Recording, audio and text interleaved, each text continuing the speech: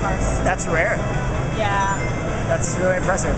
I bought it on the Steam sale. I bought like 20 games on the Steam sale, so I haven't played them all yet. That's one of the ones.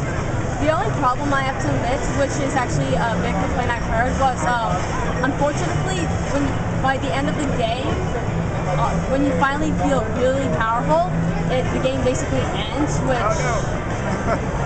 So can you tell me about this one, please? Yeah, absolutely. What you're looking at right now is Sonic Generations. We're playing it on the Xbox 360. It's also coming out on the PS3, and there's a different version on the 3DS that has its own levels.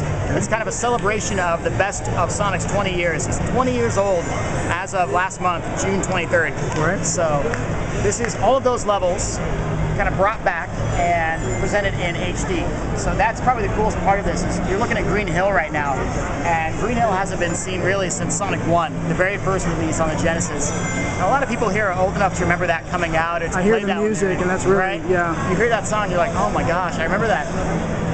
So it's a mix of two things that you've got, both classic Sonic and modern Sonic, and this is modern Sonic. It's finally Sonic done right in 3D. There's been a lot of different games over the years, some acclaimed, some not so acclaimed, and this is the one finally everyone's going, you got it, good job. But in addition to playing just 3D, we brought back the very original model of Sonic, which is classic Sonic. It's got black eyes, it's a little shorter, a little fatter, but he plays like the Genesis games, and that's what's important to us. So Sonic 4 it's not just a visual, it's an actual gameplay difference. Correct, and you can see that when we finish this level here. It'll jump back and you can play as classic Sonic. Okay. It'll be Green Hill, but the level is going to be completely new. So you really kind of get two levels out of every level in the game. So Green Hill, you get two different levels, one modern, one classic. City Escape, for example, from the Dreamcast era, from Sonic Adventure 2, also you get two levels. Every single level has both elements. Okay. So you see some of the classic badniks.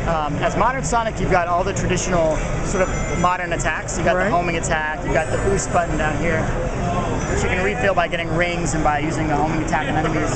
You've got the stop, which will let you smash into things. At the end of this level is going to be a bridge, and if you stop that bridge, you can get to a hidden path that's going to get you to the end faster. So, like any good Sonic game, there are multiple layers to it, multiple paths, and to get to the top one, you have to practice and really be skilled to get there. So classic fans of Sonic, I think, will appreciate that sort of nod back to the original level design of all the old Sonic games. Rail grinding was introduced in Sonic Adventure 2, and it's since been with the series. So you see that a lot in modern Sonic. Not so much as classic Sonic. You'll grind on some stuff, and he's going to spin into a ball when he does it. Right. And then here we see platforming, and most people see this and they go, wait a minute, I thought Sonic was just about like speed and running really fast all the time, and that's actually not the case. And any retro fan will tell you that Sonic was speed as your reward, not just because.